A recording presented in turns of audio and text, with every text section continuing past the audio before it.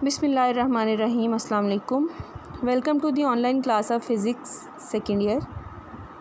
तो second year last lecture जो है हम लोगों ने सेल्फ़ इंडक्शन के मुतल्लिक़ पढ़ा था, जिसमें हम लोगों ने देखा था कि अगर हमारी कोई कॉइल है और उस कॉइल में हम करंट को चेंज करते हैं तो उस चेंजिंग करंट की वजह से उस कॉइल के अंदर चेंजिंग मैग्नेटिक फ़ील्ड पैदा हो जाता है और उस कॉइल के जो टर्न्स हैं उनमें से मैग्नेटिक फ़्लक्स चेंज होने लगता है। तो चेंजिंग फ्लक्स की वजह से हमारी कॉइल के अंदर ईएमएफ इंड्यूस हो जाता है और उस ईएमएफ को हमने कहा था सेल्फ़ इंड्यूस्ड ईएमएफ। ठीक हो गया। हमने फिर सेल्फ़ इंडक्टेंस को भी डिफ़ाइन किया था, उसके बाद हमने जो है उसके यूनिट हेनरी को भी डिफ़ाइन किया था और लास्ट में हमने बात की थी कि ये जो हमारी कॉइल है जिसमें हम सेल्फ़ इंड्यूस्ड ईएमएफ की बात करते हैं, इस कॉइल को हम इंडक्टर भी कह सकते हैं। फ़र्दर मैंने आपको ये भी बताया था कि जिस तरह से आप लोगों ने फ़र्स्ट चैप्टर में देखा था कि हमारे पास एक डिवाइस होती है जिसको हम कैपेसिटर कहते हैं और कैपेसिटर की जो इलेक्ट्रिक फ़ील्ड है उसमें हम इलेक्ट्रिक चार्ज को स्टोर करते हैं और या फिर हम कह सकते हैं कि हम उसमें इलेक्ट्रिक एनर्जी को स्टोर करते हैं। बिल्कुल उसी तरह से ये जो हमारा इंडक्टर है ना, इस इंडक्टर के अंदर हम मैग्नेटिक एनर्जी को स्टोर करते हैं in the form of magnetic field. तो आज हमने इस इंडक्टर के अंदर स्टोर्ड मैग्नेटिक एनर्जी को फाइंड आउट करना है कि कितनी मैग्नेटिक एनर्जी जो है हम इसमें स्टोर कर सकते हैं और ये जो इसमें स्टोर्ड मैग्नेटिक एनर्जी है वो किन फैक्टर्स पर डिपेंड करती है। ठीक हो गया। यानी हमारा ये जो इंडक्टर है ये भी एक एनर्जी स्टोरेज डिवाइस है, जिस तरह से कि कैपेसिटर एक एनर्जी स्टोरेज डिवाइस है। फ़र्क इनमें यह है कि कैपेसिटर जो है वो इलेक्ट्रिक फील्ड की फॉर्म में एनर्जी को स्टोर करता है और ये जो हमारा इंडक्टर है ये मैग्नेटिक फील्ड की फॉर्म में एनर्जी को स्टोर करता है। यानी कि कैपेसिटर के अंदर इलेक्ट्रिक एनर्जी स्टोर होती है और इंडक्टर के अंदर मैग्नेटिक एनर्जी स्टोर होती है। ठीक हो गया। तो सपोज़ ये जो हमारी बैटरी है इसकी हमने कोई वोल्टेज रखी हुई है, सपोज़ वो कोई V वोल्ट है। तो जब यहाँ पर हम V वोल्ट की बैटरी लगाते हैं और इस बैटरी की वजह से हमारी इस कॉइल के अंदर जो है वो करंट प्रोड्यूस होना शुरू हो गया है और वो करंट अगर चेंजिंग करंट है तो उस चेंजिंग करंट की वजह से यहाँ पर चेंजिंग मैग्नेटिक फील्ड आएगा, जिसकी वजह से यहाँ पर सेल्फ़ इंड्यूस्ड ईएमएफ भी पैदा हो जाएगा, जैसा कि हमने लास्ट लेक्चर में देखा। और जो हमारी सेल्फ़ इंड्यूस्ड ईएमएफ है आपको पता है उसको हमने EL से शो किया था और उसका हमने फार्मूला भी डिराइव किया था। हमारा फार्मूला था EL = L delta I by delta T। ये हमने जो है फ़ाइनल फॉर्म निकाली थी सेल्फ़ इंड्यूस्ड ईएमएफ की। तो हमारी ये वाली जो कॉइल है इसके अंदर सेल्फ़ इंड्यूस्ड ईएमएफ जो है वो पैदा हो जाएगा, जो कि इस बैटरी की वोल्टेज के अपोजिट डायरेक्शन में पैदा होगा अकॉर्डिंग टू लेंज़ लॉ। ठीक है। तो हमें जो ये यहाँ पर चार्जेस मौजूद हैं जो कि इसके अंदर फ़्लो कर रहे हैं, उन चार्जेस को मूव करवाने के लिए बैटरी को जो है वो मुसलसल वर्क करना पड़ेगा। हमने इलेक्ट्रिक पोटेंशियल के टॉपिक में देखा था कि इलेक्ट्रिक पोटेंशियल के टॉपिक के मुताबिक V = delta W divided by delta Q work per unit charge. ये फार्मूला हम लोग जो है फर्स्ट चैप्टर में इलेक्ट्रिक पोटेंशियल के टॉपिक में देख चुके हैं। अब यहाँ पर ये जो वर्क होता है ना, इसको हम एनर्जी भी कह सकते हैं according to work energy principle. आपको पता है वर्क का यूनिट भी जूल होता है, एनर्जी का यूनिट भी जूल होता है। तो वर्क और एनर्जी जो है ये इंटर कन्वर्टिबल है, यानी आप कह सकते हो कि वर्क एनर्जी है और एनर्जी जो है वो वर्क है। ठीक हो गया। तो यहाँ से हम डेल्टा W को सेपरेट करते हैं तो डेल्टा W जो है ये हमारा बराबर आएगा V डेल्टा Q। यहाँ पर V जो है वो हमारा बैटरी का पोटेंशियल है, तो या कह लो कि वोल्टेज की वैल्यू है। तो यहाँ पर हम जो है वोल्टेज कंसीडर कर रहे हैं सेल्फ़ इंड्यूस्ड ईएमएफ को। ठीक हो गया। तो हम V की जगह रिप्लेस कर देंगे EL को। तो ये फार्मूला सेम फार्मूला रहेगा, जस्ट V की जगह पर आ जाएगा EL और EL क्या है, ये हमारी इंड्यूस्ड ईएमएफ है। ठीक हो गया। और इंड्यूस्ड ईएमएफ का मैंने आपको बताया कि हम फार्मूला डिराइव कर चुके हैं L delta I by delta T। वही फार्मूला मैंने यहाँ पर लिखा हुआ है EL = L delta I by delta T। तो हम क्या करते हैं, यहाँ पर इस फार्मूला के अंदर ये जो EL है इसकी जगह पर इसकी ये वाली वैल्यू पुट कर देते हैं। इस फार्मूला में EL की जगह पर ये वाली वैल्यू पुट कर देंगे तो ये क्या बन जाएगा, delta W = delta Q multiplied by यहाँ EL की वैल्यू आ जाएगी। तो डेल्टा W = डेल्टा Q और यहाँ पर EL की जगह पर आ जाएगा L delta I by delta T। अब हम इसको थोड़ा सा रीअरेंज कर लेते हैं। वो किस तरह से कि ये जो हमारे पास डेल्टा Q और डेल्टा T है इसको हम इकट्ठा लिख लेते हैं। ये बन जाएगा delta Q divided by delta T। बाकी L डेल्टा I को जो है हम सेपरेट लिख लेते हैं। Delta Q by delta T ये हमारे पास एवरेज करंट है। अब हमारे पास अगर दो क्वांटिटीज़ हों उनका एवरेज लेने का क्या तरीका होता है, उनका एवरेज लेने का तरीकाकार होता है कि हम उन दोनों क्वांटिटीज़ को ऐड करते हैं और 2 पे डिवाइड कर देते हैं। तो यहाँ हमारे पास करंट की 2 वैल्यूज़ हैं। इनिशियल वैल्यू है हमारी 0, जब अभी हमारी करंट जो है वो जस्ट स्टार्ट हुई थी, तो 0 से स्टार्ट हुई थी और वो अपनी मैक्सिमम वैल्यू तक गई, विच इज़ आई। ठीक हो गया। तो इन दोनों क्वांटिटीज़ का जब हम एवरेज लेंगे तो 0 + i डिवाइडेड बाई 2, एवरेज लेने का यही मेथड होता है कि दोनों क्वांटिटीज़ को हम ऐड करते हैं और 2 पे डिवाइड कर देते हैं। तो ये हमारे पास बन जाएगा i डिवाइडेड बाई 2, या फिर हम इसको लिख सकते हैं 1/2i। उसके बाद देखें यहाँ पर एक डेल्टा आई भी है। डेल्टा का मतलब होता है चेंज। सो डेल्टा आई हमारे पास क्या है, चेंज इन करंट। और चेंज हम किस तरह से लेते हैं, final value minus initial value. तो हमारे पास फाइनल वैल्यू है करंट की आई और इनिशियली ये कितनी थी, 0 थी। सो ये हमारे पास बन जाएगा i - 0 which is equal to I. तो हम क्या करते हैं, डेल्टा आई की जगह पर i लिख लेते हैं और delta Q by delta T की जगह पर 1/2i लिख लेते हैं।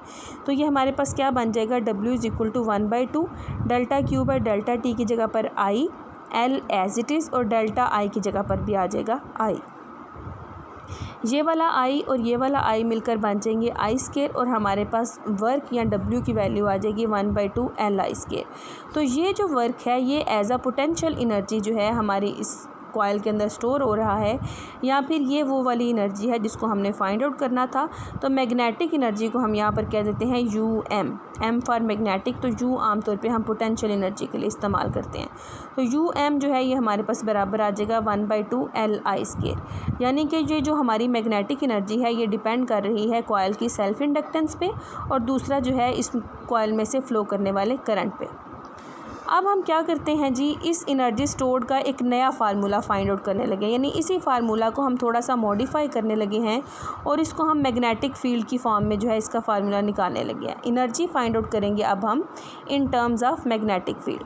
आपसे मैंने कहा कि ये जो हमारी कॉइल है, इस कॉइल को हम सोलेनाइड भी बोलते हैं, इस कॉइल को कॉइल भी बोलते हैं, और इस कॉइल को हम जो है इंडक्टर भी बोलते हैं। जब हम इस कॉइल को सोलेनाइड बोलते हैं तो इस कॉइल का हमने जो है मैग्नेटिक फील्ड की वैल्यू फाइंड आउट की थी लास्ट चैप्टर में, कि हमारे पास अगर कोई कॉइल हो जिसके n नंबर ऑफ़ टर्न्स हों तो उस कॉइल में से जो फ्लो करने वाला मैग्नेटिक फील्ड है वो बराबर होता है μ0 Ni के। μ0 यहाँ पर आप समझ लो कि एक कांस्टेंट है, तो b हमारे पास या मैग्नेटिक फील्ड की वैल्यू होती है μ0 Ni passing through this coil. दूसरी बात, आप लोगों ने मैग्नेटिक फ्लक्स का फार्मूला भी देखा हुआ है, phi is equal to B A. B जो है मैग्नेटिक फील्ड होता है, ए जो है हमारा वेक्टर एरिया होता है। अब देखिए फ़ाई हमने अभी बात की, phi is equal to B A, ठीक हो गया। तो b की वैल्यू मैंने आपको बताई थी, b is equal to μ0 Ni। तो हम क्या करते हैं, इस b की जगह पर μ0 Ni पुट कर देते हैं, तो ये बन जाएगा μ0 Nia। ठीक है। हमने जो है सेल्फ इंडक्टेंस के टॉपिक में देखा था कि L is equal to n phi divided by I. ठीक है। तो अब हम क्या करते हैं, यहाँ पर वैल्यू लगा देते हैं फ़ाई की। ये फ़ाई की वैल्यू हमने फाइंड आउट की μ0 Nia। तो n डिवाइडेड बाई आई को सेपरेट करो, फ़ाई की जगह पर μ0 Nia हम पुट कर देते हैं। तो बटे के नीचे भी आई है और ऊपर भी आई है, ये दोनों आई कैंसिल हो जाएंगे और हमारे पास बच जाएगा n μ0 n और कैपिटल ए। ठीक हो गया। अब हमारी जो कॉइल है, अगर हम कहें कि हमारी कॉइल की लेंथ L है, ठीक है, और उसकी जो यूनिट लेंथ है उसमें number of turns small n है, तो टोटल नंबर ऑफ़ टर्न्स जो कैपिटल N है वो बराबर आ जाएगा NL के। ठीक है। n जो कैपिटल N है ये हमारी कॉइल के टोटल नंबर ऑफ़ टर्न्स हैं, और ये जो स्मॉल n है ये number of turns per unit length है। तो टोटल लेंथ है L, तो टोटल नंबर ऑफ़ टर्न्स बराबर आ जाएंगे यूनिट लेंथ के turns multiplied by total length, तो ये हमारे पास टोटल नंबर ऑफ़ टर्न्स आ जाएंगे। तो यहाँ इस फार्मूला में ये जो स्मॉल n लिखा हुआ है इसकी जगह पर हम लगा देंगे NL। तो ये हमारे पास क्या बन जाएगा, L is equal to n, sorry small n की जगह पर नहीं, इस कैपिटल N की जगह पर हम लगा देंगे NL। तो ये हमारे पास बन जाएगा NL, इस कैपिटल N की जगह पर आ जाएगा NL। उसके बाद साथ यहाँ पर μ0 एज इट इज़ मौजूद है और ये n और a एज इट इज़ आ जाएगा। अब यहाँ पर देखिए 2n है, ये भी स्मॉल n है, ये भी स्मॉल n है, तो ये बन जाएगा n²। तो हमारे पास आ जाएगा μ0 n² AL। ठीक हो गया। अब हमने फार्मूला फाइंड आउट किया था अभी कुछ देर पहले मैग्नेटिक एनर्जी का 1/2 Li²। ये अभी मैंने L की वैल्यू फाइंड आउट की है। तो यहाँ पर ये वाला जो L है इसकी जगह पर ये इसकी वैल्यू लगा दें तो हमारे पास बन जाएगा 1/2 L की जगह पर आ जाएगा μ0 n² AL ये वाला, और साथ I² जो है वो एज इट इज़ आ जाएगा। और हमें ये भी पता है कि B = μ0 ni। इस टॉपिक के जो है स्टार्ट में ही मैंने आपको जो है ये फार्मूला बताया कि हमारी जो सोलिनाइड है उसके अंदर मैग्नेटिक फील्ड की वैल्यू ये होती है μ0 ni। यहाँ से I जो है ये हमारा बराबर आ जाएगा B/μ0 n। ये दोनों जो है वो दूसरी साइड पे चले जाएंगे और हमारे पास I जो है ये बराबर आ जाएगा μ0 n के। ठीक है, अब हम क्या करते हैं, ये वाली जो I की वैल्यू है ये पुट कर देते हैं उस फार्मूला में जो हमने फाइंड आउट किया था ना, UM = 1/2 Li²। और L की जगह पर भी हमने वैल्यू लगाई थी, I हमारा बच गया था, तो इस I की जगह पर अब हमने ये वाली जो वैल्यू फाइंड आउट किया ये लगा देंगे। ठीक हो गया। तो जो हमारी इक्वेशन 2 थी, ये देखें, ये जो हमारी इक्वेशन 2 थी, हमने जो फाइनल इक्वेशन बनाई थी 1/2 L की जगह पर μ0 n² AL और I², तो ये एज इट इज़ रहेगा। I² की जगह पर ये जो हमने I फाइंड आउट किया है ये हम यहाँ पर पुट कर देंगे। तो ये हमारे पास क्या बन जाएगा, UM = 1/2 μ0 n² AL as it is रहेगा, और I² की जगह पर ये वाली जो हमारी क्वांटिटी है इस पूरी क्वांटिटी का स्केयर आ जाएगा। तो B/μ0 n का होल स्केयर यहाँ पर आ गया। अब इस स्केयर को जब हम ओपन करते हैं तो यहाँ पर B का स्केयर अलग आएगा, μ0 का स्केयर अलग आएगा और n का स्केयर अलग आएगा। इस स्केयर को मैंने जो है यहाँ पर सारा डिस्ट्रीब्यूट कर दिया। अब आप यहाँ पर देखें, यहाँ पर बटे के ऊपर भी n² और बटे के नीचे भी n² है, ये पूरा कट जाएगा। और बटे के ऊपर एक μ0 और बटे के नीचे जो है μ0 स्केयर है, तो ये एक μ0 जो है वो इस स्केयर के साथ कट जाएगा, तो नीचे जो है वो एक μ0 बच जाएगा। अब हमारे पास बचा क्या है, n² कट गया, μ0 भी कट गया, AL और B² बचा है। तो B² divided by μ0 multiplied by AL। तो ये वाला फार्मूला जो है, अगर आप इस फार्मूला के ऊपर गौर करें तो इस फार्मूला में हमारे पास मैग्नेटिक फील्ड मौजूद है। ऐसा हमने इसलिए किया क्योंकि हमने कहा कि हमारा जो इंडक्टर है इसके अंदर मैग्नेटिक एनर्जी स्टोर होती है। सो हम चाहते थे कि हम कोई ऐसा फार्मूला बनाएं जिसके अंदर मैग्नेटिक फील्ड जो है वो शो हो रहा हो। तो ये वाला फार्मूला जो है ये हमें बताता है कि वाकई जो हमारा इंडक्टर है उसमें मैग्नेटिक एनर्जी ही स्टोर होती है, बिकॉज़ ये वाला जो फार्मूला है ये मैग्नेटिक फील्ड की टर्म्स में है। ठीक है, इस फार्मूला में B जो है ये मैग्नेटिक फील्ड है, A जो है ये एरिया ऑफ कॉइल है, L जो है वो लेंथ ऑफ कॉइल है। ये देखिए यहाँ पर मैंने एक कॉइल बनाई हुई है कि अगर ये हमारी इस तरह से कॉइल के टर्न्स हैं, टर्न्स मैंने नहीं बनाए हुए थे, तो ये इसका जो है एरिया ऑफ क्रॉस सेक्शन है ये वाला, और ये हमारी कॉइल की लेंथ जो है वो L है। ठीक हो गया। तो B मैग्नेटिक फील्ड है और जो μ0 है ये कांस्टेंट है जिसको हम कहते हैं परमिएबिलिटी ऑफ फ्री स्पेस। ठीक है, तो यहाँ से हम एक और चीज़ जो है उसको डिफ़ाइन कर लेते हैं, दैट इज़ एनर्जी डेंसिटी। ये हमने एनर्जी निकाली है, तो एनर्जी डेंसिटी बेसिकली क्या होती है, एनर्जी पर यूनिट वॉल्यूम। तो जो हमारी कॉइल है जिसका area of cross section A हो और लेंथ L हो, ऐसी कॉइल का वॉल्यूम होता है एरिया मल्टीप्लाइड बाय लेंथ। ठीक है, तो energy density is defined as energy per unit volume. तो वॉल्यूम की जगह पर हम लगा देंगे AL।